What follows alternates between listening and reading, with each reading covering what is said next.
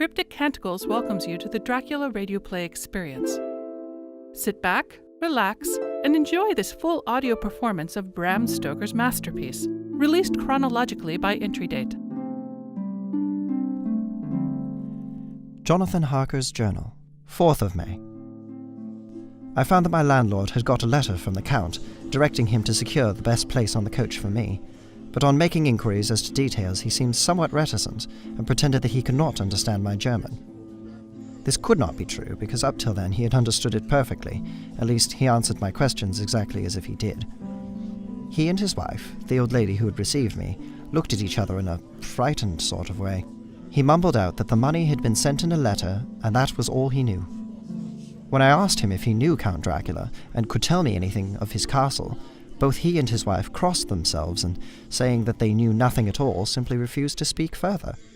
It was so near the time of starting that I had no time to ask anyone else, for it was all very mysterious and not by any means comforting. Just before I was leaving, the old lady came up to my room and said in a hysterical way, "Oh, must you go? Oh, young hare, must you go?" She was in such an excited state that she seemed to have lost her grip of what German she knew, and mixed it all up with some other language which I did not know at all. I was just able to follow her by asking many questions. When I told her that I must go at once and that I was engaged on important business, she asked again. "Do you know what day it is?" I answered that it was the 4th of May.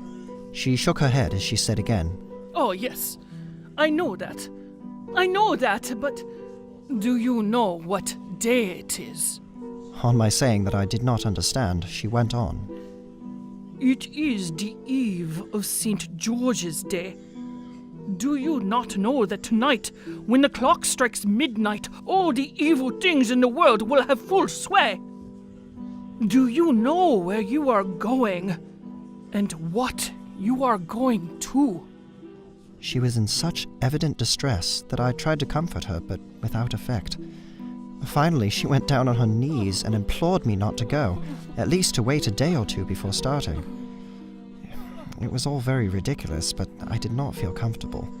However, there was business to be done, and I could allow nothing to interfere with it. I tried to raise her up and said, as gravely as I could, that I thanked her, but my duty was imperative and that I must go. She then rose and dried her eyes, and taking a crucifix from her neck, offered it to me. I did not know what to do, for as an English churchman I have been taught to regard such things as in some measure idolatrous, and yet it seemed so ungracious to refuse an old lady meaning so well and in such a state of mind. She saw, I suppose, the doubt on my face, for she put the rosary round my neck and said, "For your mother's sake," and went out of the room. I am writing up this part of the diary whilst I am waiting for the coach, which is of course late, and the crucifix is still round my neck. Whether it is the old lady's fear, or the many ghostly traditions of this place, or the crucifix itself, I do not know, but I am not feeling nearly as easy in my mind as usual.